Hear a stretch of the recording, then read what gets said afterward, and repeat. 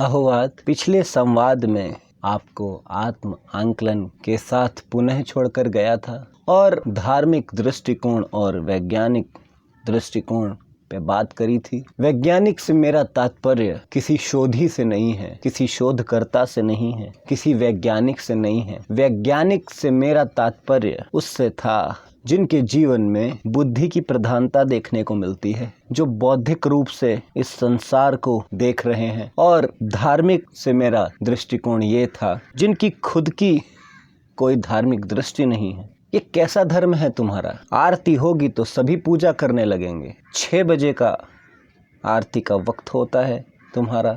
सुनियोजित तरीके के हवन है तुम्हारे, यज्ञ है तुम्हारे। जिनके जीवन में भी विज्ञान की प्रधानता है वो आत्मिक आनंद से वंचित हो जाएंगे, और जिनके जीवन में भी धर्म की प्रधानता है, सामूहिक धर्म की, उनके जीवन में पाखंड जन्म ले लेता है, कर्मकांड जन्म ले लेता है, विरोधाभास जन्म ले लेता है। अब यहाँ कुछ कहेंगे कि हम तो धर्म में भी हैं और विज्ञान में भी हैं।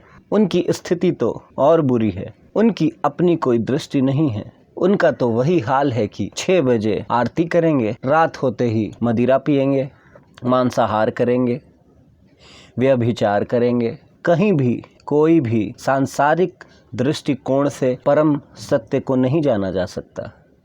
धर्म सदैव निजी होता है, बिल्कुल ही निजी बात है।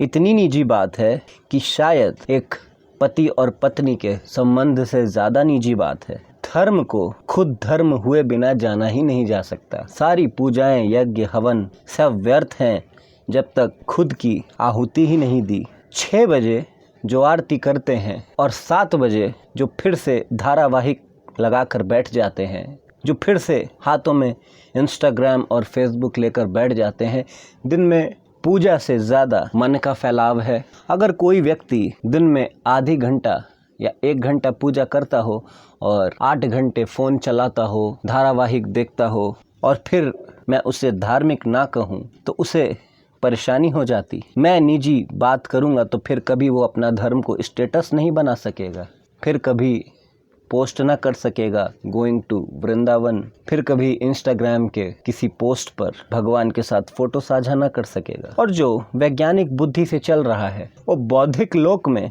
सांसारिक ज्ञान तो अर्जित कर लेगा पर आत्मिक आनंद से, आत्मिक संगीत से वंचित हो जाएगा। तो क्या है कोई ऐसी सीढ़ी जो हमें परम तक ले जा सके? जिस तरह की जीवन शैली है तुम्हारी, तुम तो खुद डरे हुए हो और लोगों को भी डरा रहे हो कि नबी की कयामत की रात आएगी और सब तबाह हो जाएगा। कोई कल की अवतार होगा जो सारी बुराई का इस लोक से अंत कर देगा। मेरी मानो कल की भी अगर अवतार ले ले तो उसे लगेगा मैंने व्यर्थ ही झमेला उठाया, इन्हें मैं एक बार में क्या मारूं? ये तो पल पल मर रहे लोग हैं, ये तो पल पल एक दूसरे को मार भी रहे हैं, पल पल क्षण क्षण मर भी रहे हैं, खुद ही खुद के विध्वंसक हो चुके हैं। इन्हें क्या मारना? इनको तो मेरे मारने से भी अच्छी मौत मिली हुई है। कोई कयामत की रात भी आ जाए तो जो कयामत की रात इस लोक में चल रही है वो कयामत की रात भी सोचने पर विवश हो जाए कि मेरी तो कोई ज़रूरत ही ना रही, मेरा तो कोई प्रयोजन ही ना रहा। यहाँ तो पहले से ही कयामत की रात है और इतनी घनी है, इतनी घनी है, इतनी घनी है जिसमें कोई प्रकाश पहले ही नहीं है। वहाँ मेरे आने का कोई प्रयोजन ही नहीं है। तुमने चिकित्सकों को तो स्वीकार किया पर तुमने परम चिकित्सकों को कभी स्वीकार नहीं किया जो तुम्हारे रोग को जड़ से ठीक कर सकते थे। तुमने उन्हें स्वीकार नहीं किया क्योंकि आज तक तुमने कभी जड़ को स्वीकार ही नहीं किया। तुम तो खुद को सिर्फ और सिर्फ वृक्ष मान कर बैठे हो, और जो खुद को वृक्ष मान कर सिर्फ बैठे हैं उनके वृक्षों में कभी फल और फूल नहीं लग सकते, क्योंकि वृक्ष में कुछ भी शुभ है तो जड़ों की वजह से है। और जब तुम ही खुद ही की जड़ों को काटने में लग गए हो तो क्या कभी तुम्हारे जीवन में कोई फल, कोई फूल लग सकता है? क्या जिसके पत्ते झड़ चुके हों, क्या वो वृक्ष नृत्य कर सकता है जोर हवाओं के चलने पे? नहीं कर सकता। जिन्होंने भी तुम्हें तुम्हारी जड़ का बोध कराया, जो भी परम चिकित्सक कभी बुद्ध, महावीर, नानक हो सके, क्या तुमने उन्हें स्वीकार करा नहीं किया।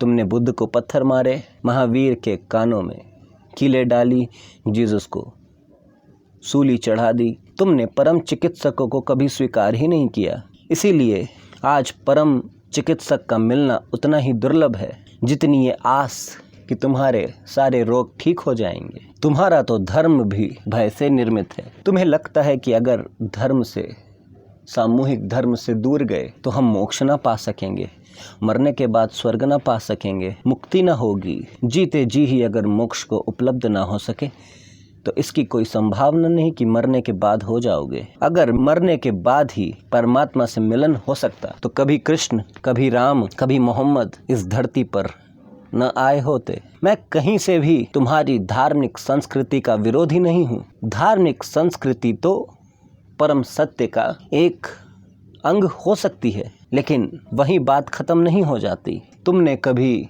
जीते जागते, हंसते खेलते, नाचते गाते, मुस्कुराते धर्म को स्वीकार ही नहीं किया। तुम तो मान के बैठे हो कि धर्म मुर्दा हो चुका। धर्म अगर मुर्दा है तो धर्म जीवंत भी है। मैं तो बस यही दृष्टि तुम्हारे भीतर जगाने का प्रयास कर रहा हूँ।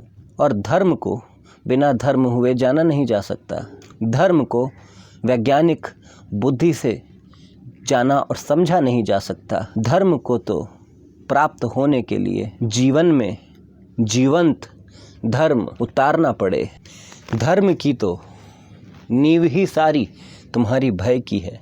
निर्भय की अवस्था अगर जीवन में ना उतरी तो कभी धर्म नहीं उतर सकता। तुम तो अपने आप का प्रोफेशनलिज्म बनाए रखना चाहते हो। तुम तो सिर्फ ऐसा ही धर्म चाहते हो कि बस टीका लगा के मंदिर जाके बात ख़त्म कर लें, और इतने से बात ख़त्म होती नहीं। तुम दुखी हो तो तुम अपने रोगों का उपचार करने के बजाय यही सुख जानकर बैठे हो कि दूसरा भी रोता रहे तुम्हारे संग, तुम्हारे रोने में सभी रोते रहें। तब तक ही ये भीड़ तुम्हें स्वीकार करेगी जब तक तुम भीड़ के संग रो, भीड़ के संग नाचो, भीड़ के संग प्रसाद लो, भीड़ के संग आरती करो, भीड़ के संग पूजा करो। जहाँ भी भीड़ जुटती है वहाँ तुम जुटो, तभी भीड़ तुम्हें स्वीकार करेगी। परमात्मा बिल्कुल निजी बात है। तुम्हारी ही दृष्टि विधायक नहीं है। तुम ही मान कर बैठे हो कोई बंसी बजाए तो कृष्ण होगा, कोई तीर धनुष लिए भगवे वस्त्र में होगा तो राम होगा। अगर कोई कृष्ण तुम्हें गिटार बजाता दिख जाए तो तुम बगल से हो गुजरोगे। कोई मोहम्मद तुम्हें सूफी नृत्य करता मिल जाए तो तुम तो बगल से हो गुजरोगे। कोई नानक तुम्हें स्टेशन पे फ़कीर के रूप में गीत गाता मिल जाए तो तुम तो बैक्टीरिया से खुद को बचाने के लिए दूर हो लोगे। बात सारी तुम्हारी दृष्टि की है। अभी तक उस दृष्टि का निर्माण तुम्हारे भीतर हो ही ना सका जो तुम्हें परम दृष्टि यानी परम को देखने की दृष्टि उपलब्ध करवा दे। मैं तुम्हारा विरोधी नहीं, पर तुम स्वतः ही विरोधी हो परमात्मा के। तुम्हें निर्जीव में तो परमात्मा दिखता है, पर तुमने जीव में परमात्मा को देखने की दृष्टि ही खो दी है।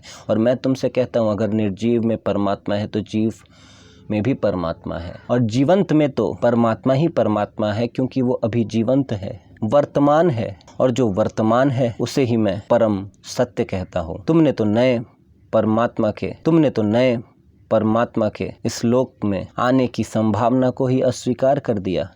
तुम कहोगे क्यों माने, परमात्मा कुछ चमत्कार करो। तुम्हारा तो सर ही चमत्कार के आगे झुकता है। अगर परमात्मा के आगे झुकता तो चमत्कार तो स्वतः ही जीवन में घटित हो जाते हैं, लेकिन तुम्हारा सर झुकता है चमत्कार के आगे, तुम्हारा सर झुकता है भय के आगे, तुम्हारा सर झुकता है मोक्ष और जन्नत के लोभ के आगे। और तभी सारे पंडित मौलवी और सारे धर्म गुरु तुम्हारा शोषण करते हैं, क्योंकि वो तुम्हारे भय से भली भांति परिचित हैं। वो जानते हैं तुम कहीं और जा ही नहीं सकते। वो जानते हैं इस दुनिया में कोई और है ही नहीं जो तुम्हें उस सत्य के लोक तक ले जा सके। उनके जीवन भी, तुम्हारे पंडित मौलवियों के जीवन भी बिल्कुल तुम्हारे ही जैसे हैं।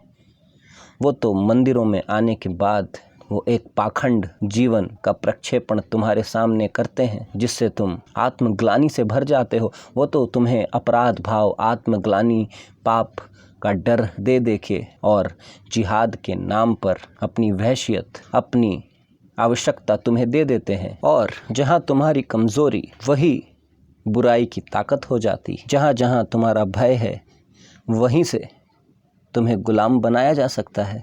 तुम आज तक कभी वर्तमान को स्वीकार न कर सके। तुम्हारी सारी दौड़ ही भविष्य की है। मेरा भविष्य सुधर जाए, भविष्य में मुझे सारे सुखों की प्राप्ति हो जाए, भविष्य में मुझे कोई मोक्ष मिल जाए, भविष्य में मेरा उद्धार हो जाए, भविष्य में मैं ये आध्यात्मिक जगत को अपना लूँगा, वृद्धावस्था में मैं निकलूंगा धर्म की खोज में। वृद्धावस्था ही पूजा की कोई आयु हो सकती है। तुम्हारी सारी ही बात मैं की है, मैं के ही विचार हैं, मैं के ही प्रयोजन हैं, मेरे ही उत्थान की बात है। सारी बात घूम फिर कर तुम्हारी है। यहाँ तो परमात्मा के जिक्र करने वाले लोग ही नहीं। परमात्मा तो डेली सोप बन चुका है तुम्हारे जीवन में। परमात्मा तो जैसे कोई धारावाहिक बन चुका है। वही रामायण, वही सीता हरण, वही राम रावण का युद्ध। तुम्हें तो मन के सारे रस चाहिए। तुम तो मनोरंजन चाहते हो। आत्मा के भंजन और रंजन से तुम्हारा कोई तात्पर्य नहीं है। आज कोई ऐसा भगवान हो और तुम्हारे समक्ष आकर कहे कि मैं कोई भी चमत्कार नहीं कर सकता, तो कोई उसे ना पूजेगा। जो वास्तविक मंदिर हो सकता था तुम्हारा शरीर, जिसे तुमने अय्याशी का अड्डा बना लिया, जिसे तुमने व्यभिचार का अड्डा बना लिया, जिसे तुमने सामाजिक संस्थान बना लिया, सब कुछ बना लिया तुमने अपने शरीर को, लेकिन कभी अपने शरीर को एक मंदिर न बना सके। और जब तक खुद को ही मंदिर न बना सके तो परमात्मा का भीतर शिलान्यास कैसे कर सकोगे? हाँ, सत्यानाश जरूर कर सकते थे, जो तुमने खुद कर ही दिया है। तुम्हारे भीतर परमात्मा उतर सकता था, लेकिन तुमने परमात्मा के सिर्फ ज्ञान से ही खुद को इतना भर लिया कि वास्तविक परमात्मा के उतरने की संभावना ही मारती। घर में सुख और शांति के लिए पूजा और पाठ करवाते हो, लेकिन भीतर समृद्धि शांति के लिए कोई प्रयोजन नहीं है। और जब तक भीतर शांति नहीं होगी, भीतर आनंद नहीं होगा, कभी तुम्हें बाहर का कोई आनंद मिल ही नहीं सकता, कभी तुम्हारे आसपास शांति हो ही नहीं सकती। राम रतन धन से तुम्हारे गीत भी प्रेम रतन धन पायो पर हो गए हैं। और जबकि प्रेम पर भी होते तो समझा जा सकता था कि प्रेम की बात की जाए या राम की बात की जाए, एक ही बात है। प्रेम की बात की जाए या परमात्मा की बात की जाए, एक ही बात है। किंतु राम रतन धन नहीं, स्वार्थ रतन धन के पीछे सारे प्रयास हैं तुम्हारे। वैसे ही प्रेम के रिश्ते, वैसे ही प्रेम के बंधन हैं, जहाँ चंद पैसों के लिए शरीर को बेचा जा रहा है और उसे शादी नामक परम गठबंधन की संज्ञा दे दी गई।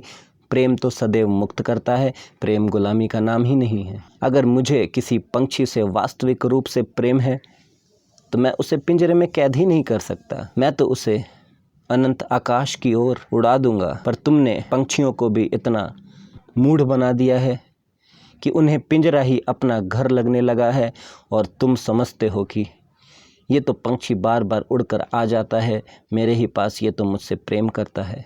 नहीं, उसे अभी अनंत आकाश का कोई बोध नहीं, कोई पता नहीं। ऐसे ही तुम्हारे शादी के रिश्ते हैं, ऐसे ही तुम्हारे प्रेम के रिश्ते हैं। खुद दरिद्र हो, खुद जीवन में प्रेम नहीं उतरा, न तुम्हारे न तुम्हारे साथी के भीतर, और तुमने जिंदगी भर की कसमें खा ली।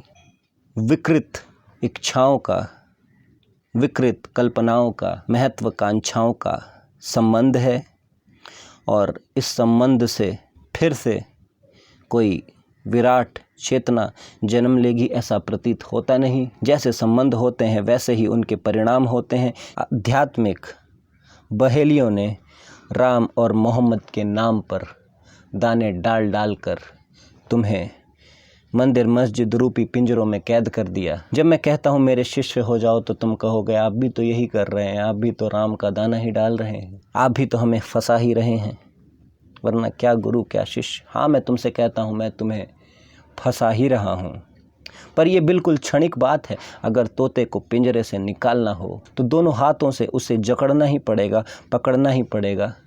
वो क्षणिक घटना उसके लिए पिंजरे सी प्रतीत हो सकती है, उसे थोड़ा सा कष्ट भी हो सकता है, लेकिन मेरा विश्वास मानो पिंजरे से निकालने के बाद एक क्षण भी मैं तुम्हें अपने हाथ में कैद न करूँगा। निकलते ही मैं तुम्हें अनंत आकाश की ओर उन्मुख कर दूंगा। धर्म जाति संप्रदाय के नाम पर फंसाकर तुम्हारा शोषण चल रहा है। ये बहेलिए तुम्हें कभी मुक्त न होने देंगे। ये धर्म का नंगा नाच करते रहेंगे ताकि तुम्हारी दृष्टि कभी इनसे मुक्त ना हो। कभी सुंदरकांड, कभी शिव पुराण, कुछ ना कुछ करते रहेंगे ताकि तुम्हारी दृष्टि बाहर ही बाहर फंसी रहे, कभी भीतर की ओर न जा सके।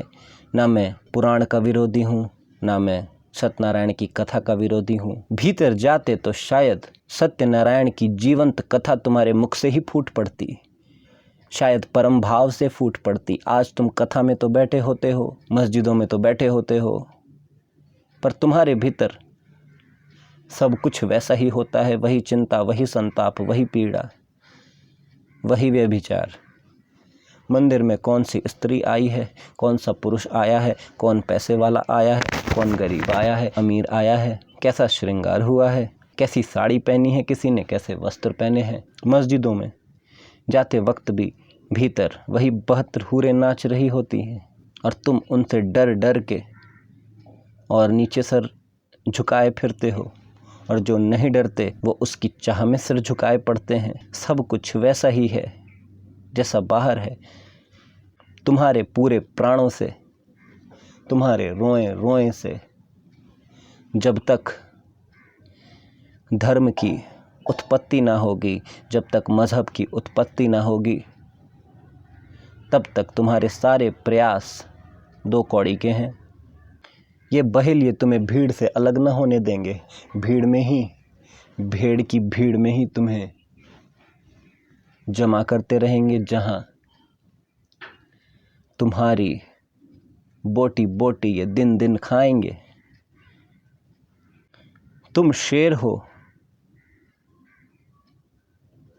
ये तुम्हें बताने वाले जिनकी आवाज़ को दबाने के सारे प्रयास किए गए, लेकिन सिर्फ इन्हीं बहेलियों ने तुम्हें फंसा रखा है। ऐसा मत सोचना। कभी कभी तुम खुद भी खुद को फंसा ले जाते हो, खुद ही खुद के बहेलिए बन जाते हो, और जाने अनजाने में तुम्हें इसका बोध भी नहीं होता। हर वैज्ञानिक बुद्धि वाले व्यक्ति ने खुद ही खुद को बहेलिया बना लिया है। वो ज्ञान से ही इतना भर चुका है कि अब कभी खाली ना हो सकेगा। अब उस ज्ञान को कभी तिरोहित ना कर सकेगा। अब कभी फिर से मासूम जैसा ना हो सकेगा। अब फिर से वो कभी जीवन को उसकी जीवंतता में जी ना सकेगा। यहाँ तो सभी फंसे हैं। कोई धर्म से फंसा है, कोई विज्ञान से फंसा है, कोई ज्ञान से फंसा है, कोई प्रेम से फंसा है, कोई ध्यान से फंसा है। तुम्हें मन की सारी चीज़ें बाहर मिलती हैं, शारीरिक ज़रूरत की सारी चीज़ें बाहर मिलती हैं, तो तुम्हें शायद ये गलतफहमी हो चुकी है कि परमात्मा भी तुम्हें बाहर ही मिलेगा।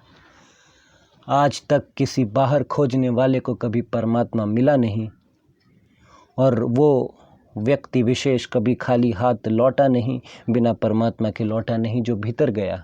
कोई एक भी ऐसा नहीं है जो भीतर गया हो और परमात्मा को पाए बिना बाहर आया हो, और कोई एक भी ऐसा व्यक्ति नहीं है जो बाहर जिसने खोजा हो और परमात्मा को साथ लेके आया हो। परमात्मा को किसी पंगु पूजा की आवश्यकता नहीं, मोहम्मद को किसी कुर्बानी की आवश्यकता नहीं। परमात्मा को तो प्रेमी की आवश्यकता है जो खुद ही प्रेम हो चुका है। मोहम्मद को तो कुर्बानी की नहीं, कुर्बान की ज़रूरत है जो खुद ही उस पर कुर्बान हो चुका है। महादेव के नाम पे भांग गांजा पीना तो आसान है, पर महादेव के नाम पे कभी आँख खोल के ये देखना कि महादेव किस ध्यान की मुद्रा में बैठे हैं। उस ध्यान की चर्चा और उस ध्यान की अवस्था में बैठना तुमने कभी स्वीकार ही नहीं किया। भांग गांजा तो फिर पीना फिर भी कोई बड़ी बात नहीं, चंद पैसों में मिल जाता है, पर परमात्मा को तुम कभी भी खरीद नहीं सकते, कभी भी प्रसन्न नहीं कर सकते। वो तो तुम्हारे जीवन से ही नाखुश है। पहले विधायक दृष्टि और विधायक जीवन शैली को उपलब्ध होना पड़े और उसके लिए तुम्हें मेरा शिष्य होना पड़े। डरो मत, मैं तुमसे कुछ नहीं छीनूंगा। मैं तुम्हें वचन देता हूँ, तुम्हारे बीवी बच्चे माँ बाप तुमसे कुछ नहीं छीनूंगा। तुम्हें किसी भी दायित्व को पूरा करने से नहीं रोकूंगा। मैं तो तुम्हें परमात्मा के साथ पुनः वापस भेजूंगा। मैं तो तुम्हें परम धन के साथ धन्य कर कर भेजूंगा। मैं तो तुम्हें परम वैभव परम आलोक के साथ भेजूंगा। तो मौत से पहले मोक्ष जान लो, समय मत गमाओ। आओ, आज इतना ही। अहोवाद।